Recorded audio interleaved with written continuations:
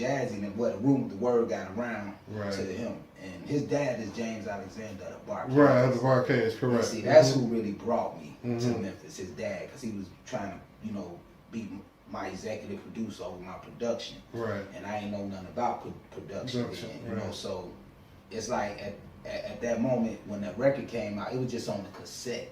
And I told him it was time for us to leave Memphis, and I said, I'm not leaving Memphis, I'm gonna stay here.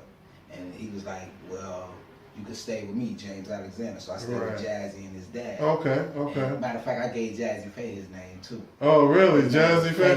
Yeah. And I was like, I don't like to call him, you know, Phelan. I'm gonna give you, you know.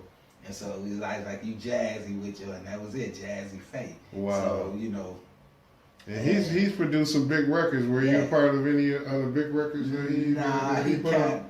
I wasn't a part of them, but I kind of like played a role in putting them in positions because like the people Noontime, I met them through my partner who brought me to Atlanta in like 93. And he was helping me put out my album Ain't Nothing Shaking. And Jazze Pha, during that time, Jazze Pha was caught up with the R&B. He was trying to sing. His dad was managing him, so he was going through some things. But Jazze Pha really not a producer.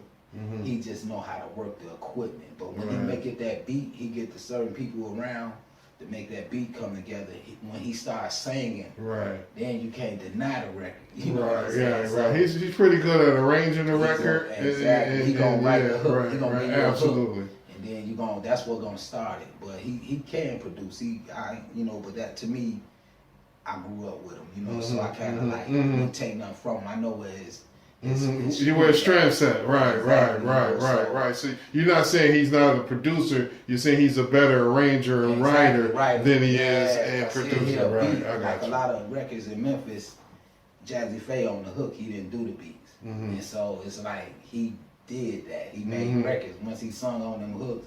So in Atlanta, he did a lot of big records. See, he want to be a producer and sit in the studio. Me, that ain't what I like to do. Even though I'm a producer, I like to produce records and get out and market and promote them and make it happen and see that artist go get that deal and see people interested in. That's